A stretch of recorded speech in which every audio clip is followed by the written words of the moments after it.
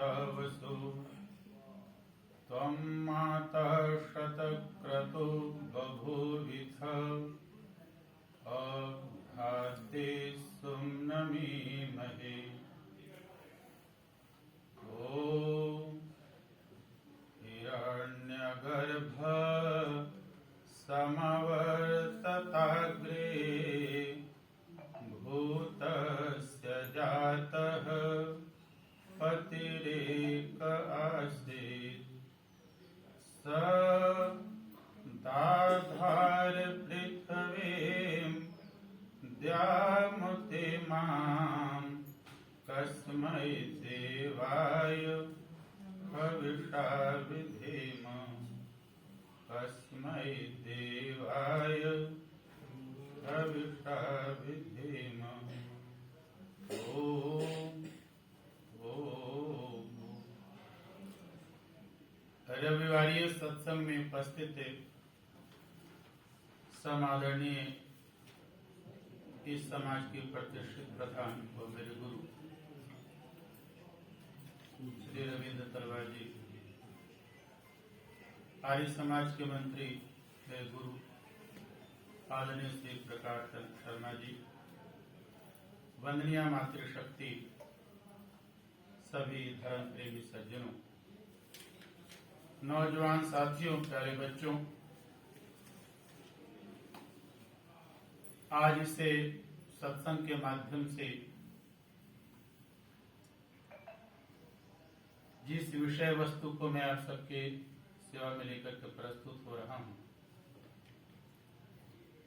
और जिसके बारे में हम सब बहुत भ्रमित होते हैं, यद्यपि हम सभी महर्षि दयानंद की 200वीं जयंती का शुभारंभ कर चुके हैं और आर्य समाज की स्थापना हुए भी 148 वर्ष हुए हैं। इतने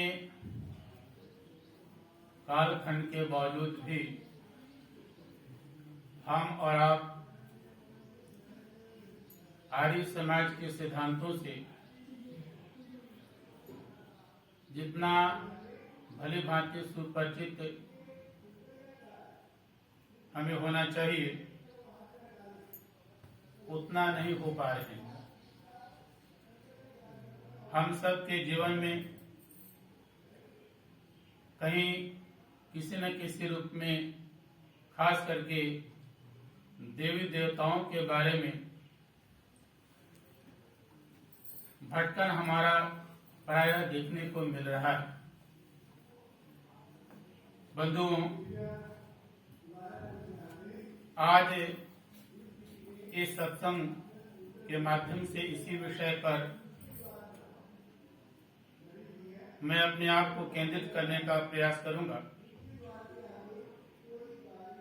महर्षि दयानंद सत्याग प्रकाश में भी और ऋग्वेद आदि भाष्य भूमिका में भी वेद विषयक प्रकरण में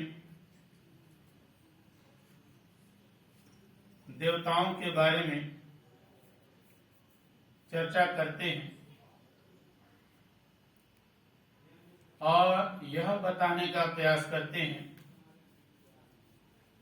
कि देवता है क्या। हम इस संदर्भ में महर्षि यास्क से जानना चाहते हैं। महर्षि यास्क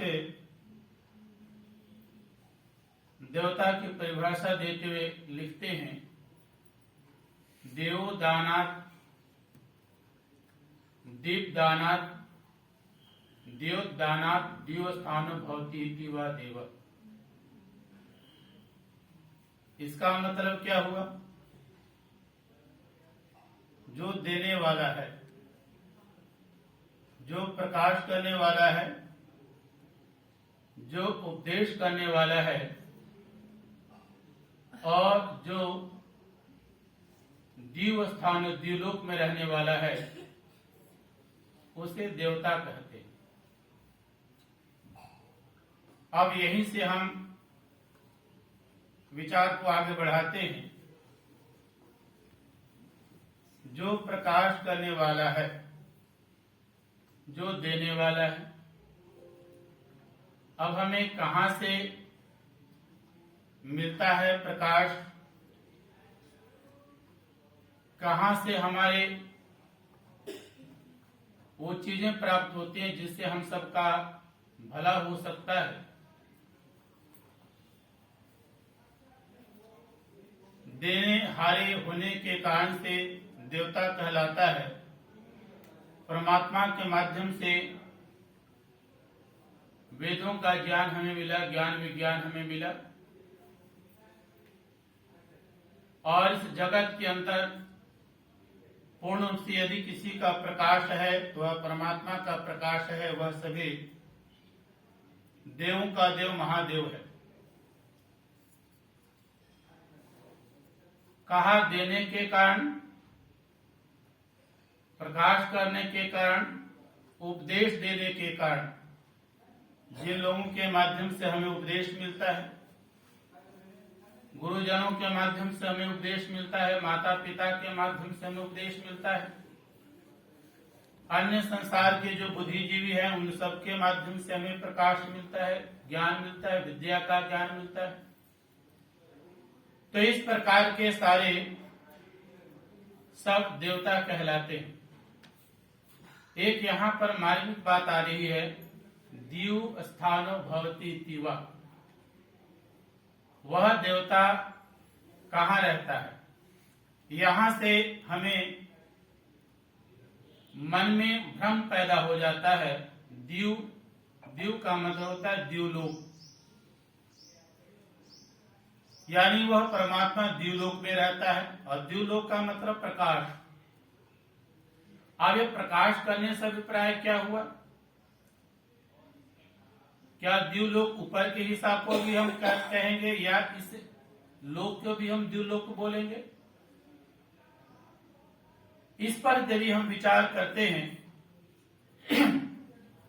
तो यहाँ पर अभिप्राय है ऊपर की स्थिति से अभिप्राय है, स्तर से अभिप्राय है। ऊपर के लोक में ब्रह्मांड का जो प्रकाश हमें मिलता है वो सूर्य के माध्यम से प्रकाश मिलता है, इसलिए सूर्य को भी हम देवता बोलते हैं। ज्ञान के स्तर पर यदि हम बात करते हैं तो हमारे गुरुजनों के माध्यम से जो हमें प्रकाश मिलता है तो गुरुजनों को भी हम देवता कहते हैं। विद्या का प्रकाश मिलता है, जीवन में आगे बढ़ने के लिए प्रकाश मिलता है, उनको भी हम देवता कहते हैं। राष्ट्र के स्तर पर यदि हम विचार करें तो राजा के माध्यम से भी राज्य व्यवस्था को चलाने का जो प्रकाश मिलता है वह भी क्या कहलाते हैं? देव कहलाते हैं। तो यहाँ पर दीव स्थानों का मतलब हुआ यह है कि जहां जहां जिस स्थान विशेष पर, इसलिए पृथ्वी को भी, इस लोक को भी द्युलोक कहते हैं। यह भी प्रकाश, यहाँ भी हमें प्रकाश मिलता है। तो इस प्रकार से महर्षि यास्क ने देवता की यह परिभाषा बतलाई है। और महर्षि दयानंद सरस्वती ने सत्यार्थ प्रकाश के प्रथम समलास के अंदर जहां पर ईश्वर के नामों की 100 नामों की व्याख्या करते होते हैं, वहां पर देव का अर्थ बताते हुए वहां पर लिखते हैं, दीव क्रीड़ा विजिगुप्सा व्यवहार द्युति मद मोद मद स्तुति कांति गतेषु का इन अर्थ में देवता का अर्थ लिया गया है। क्या मतलब हुआ? यहां पर भी आया दीव का मतलब प्रकाश, क्रीड़ा का मतलब होता है जो स्वयं प्रकाशित है, स्वयं अपने आप में आनंदित है, जिसके अंदर आनंद को भरने वाला कोई अन्य शक्ति नहीं है। स्वयं जो अपने आप में आनंदित है, प्रकाशित है, स्वयं जो व्यवहार में है उसको व्यवहार में लाने के लिए और कोई शक्ति नहीं है। विजिक्सा का मतलब है कि धर्म के क्षेत्रों में जो विजय दिलाने वाला है। तो इस प्रकार से कांति, गति जहाँ चमक, जहाँ गति, प्रकाश देने वाला, मार्ग दिखलाने वाला, इन सबको जो है देवता कहा जाता है। महर्षि दयानंद इस देवता के संदर्भ में लिखते हैं और अथर्ववेद के अंदर एक मंत्र के माध्यम से भी बताया गया कि 33 प्रकार के देवता से संसार जो है, ये पूरा ब्रह्मांड जो है आच्छादित है। 33 प्रकार के देवता यहाँ पर काम कर रहे हैं। सामान्य स्तर पर हम यह कहते हैं जड़ और चेतन। जड़ और चेतन किस दो भागों में अगर हम बांटेंगे तो बंधुओं इसमें से एक ही प्रकार का चेतन है, बाकी सबके सब जड़ के रूप में आते हैं। महर्षि दयानंद ने जो 33 प्रकार के देवताओं की बात की है, लोग 33 प्रकार के करोड़ की बात करते हैं, वहां पर 33 प्रकार से भी प्राय है 8 वसु, 11 रुद्र और 12 आदित्य, 1 विद्युत और 1 प्रजापति। प्रजापति को यज्ञ भी कहा गया। कहा ये 8 प्रकार के वसु, 11 प्रकार के रुद्र, 12 प्रकार के आदित्य, 1 विद्युत और 1 प्रजापति जिसे हम यज्ञ कहते हैं, ये 13 प्रकार के देवता है। अब ये जो 13 प्रकार के देवता है कि 8 प्रकार के ये वसु से अभिप्राय क्या हुआ है? वसु का मतलब होता है बसाने वाला। ये पूरा चराचर जगत जो है, ये पूरा ब्रह्मांड के अंदर रहने वाले सारे जो हम सब प्राणी हैं, जिस पर बसते हैं, हम सबका जहाँ पर वास होता है, वो क्या है? पृथ्वी, अग्नि, वायु, आकाश, जल, सूर्य, चंद्रमा और नक्षत्र, ये 8 प्रकार के वसु देवता हैं। यहाँ पर हम सब प्राणियों का वास होता है, इस कारण से इसको हम वसु कहते हैं। अगर इन सब का अभाव हो जाएगा, सूर्य चंद्रमा का अभाव हो जाएगा, नक्षत्र का अभाव हो जाएगा, पृथ्वी आकाश का अभाव हो जाएगा, जल अग्नि वायु का अभाव हो जाएगा, तो हम सब प्राणियों का रहना दुर्लभ। हम सब संसार के प्राणी इन्हीं सब के कारण बसते हैं। यही सारे जो हैं वसु जो है हमें बसाने वाले होते हैं, इस कारण से इसका नाम है वसु। तो हमें भ्रमित नहीं होना चाहिए, इस चीज को हमें समझने का प्रयास करना चाहिए। आगे क्या कहा? 11 रुद्र है। रुद्र शब्द का मतलब होता है रुलाने वाला।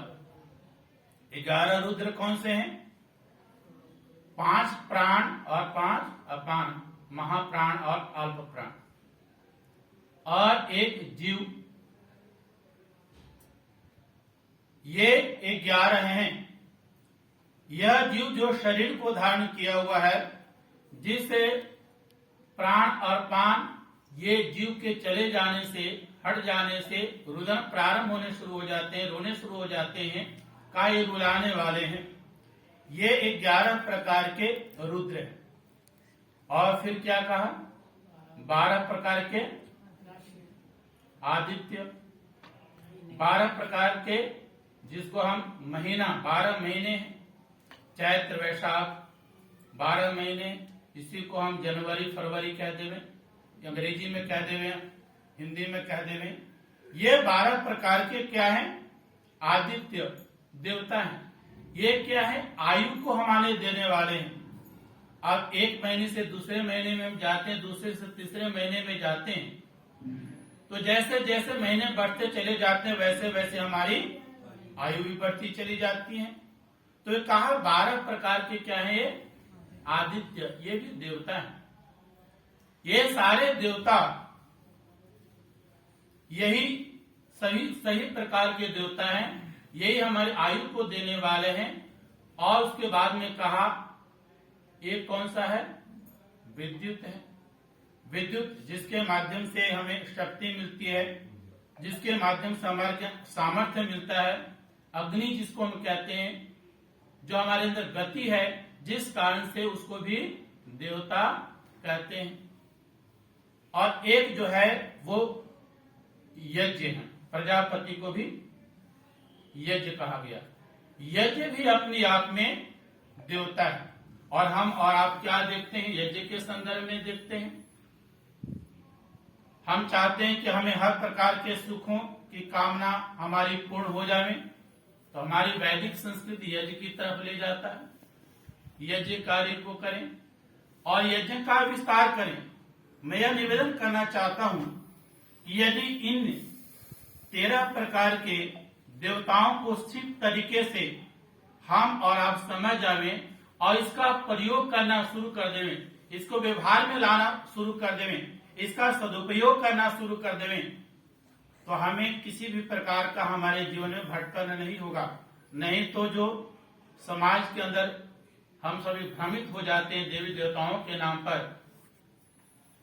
कभी किसी देवी का जो है अवतार हो जाता है, कभी किसी देवता का अवतार हो जाता है और हम उसकी पूजा करना प्रारंभ कर देते हैं। अब ये सारे जब देव हैं तो देवों की पूजा करनी चाहिए। अब देवों की पूजा कैसी करनी चाहिए? पूजा करनी तो बुरी बात नहीं, पूजा करनी अच्छी बात है। तो कहा देवताओं की पूजा करने का पूजा का मतलब है पूज सेवायाम, उनकी सेवा करना। हमारे व्यवहार के दृष्टिकोण से जैसे मैंने पहले कहा कि जिनके माध्यम से हमें कुछ मिलता है उसको हम देवता कहते हैं। माता पिता के माध्यम से हमें कुछ मिलता है, गुरुजनों के माध्यम से हमें कुछ मिलता है, तो इनकी सेवा करना, इनकी सही रूप से इनकी सेवा करना यानी इनकी पूजा है। और जितने भी जड़ चीजें हैं प्रकृति के अंदर उनका सही सदुपयोग करना,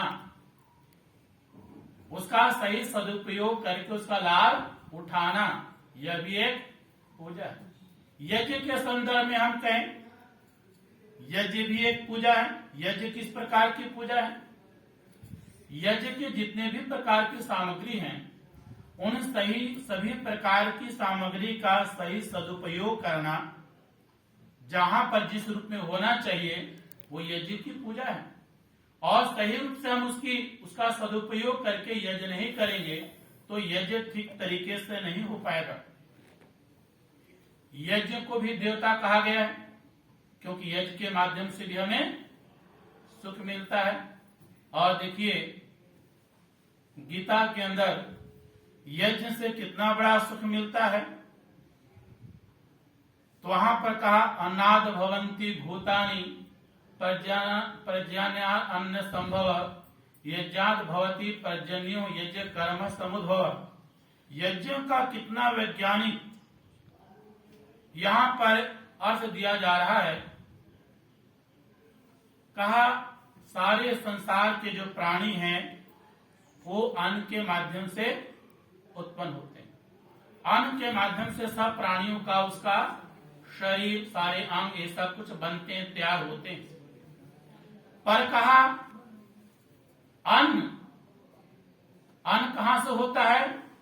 वो पर्जन्य वर्षा के माध्यम से होता है। अगर वर्षा न हो तो अन्न नहीं बन पाएगा। और कहा वर्षा कहां से होता है? यज्ञ के माध्यम से होता है।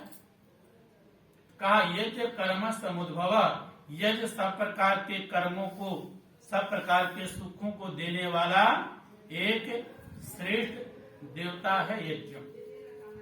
तो वैदिक संस्कृति के अंदर महर्षि दयानंद ने हमें हर प्रकार से सुखों को प्राप्त करने के लिए, और यूं कहिए जितने भी प्रकार के हम देवी देवता की कल्पना करते हैं उन सब की उपासना जो है यज्ञ कर्म में है। यज्ञ का जितना आर्य समाज के माध्यम से विस्तार किया जाए, इसका फैलाव हो, सभी संस्कारों में इसका उपयोग किया जाए, उतना हम और आप हर प्रकार से अपने जीवन को सुखों से भर देंगे। और यज्ञ के नाम पर यदि कहीं कोई भ्रम फैलाया जा रहा है, यज्ञ के भाव को नहीं समझते हैं। आज मुझे कुछ बात को कहते हुए कई बार ऐसा भी ग्लानि महसूस होती है कि आचार्य इस बात को क्यों कह रहे हैं। हम यज्ञ के संदर्भ में गीता से प्रश्न करते हैं। यज्ञ के संदर्भ में गीता को 3 प्रकार से बांटा गया है। एक यज्ञ का नाम है तामसिक, दूसरे का नाम है राजसिक और तीसरे का नाम है सात्विक।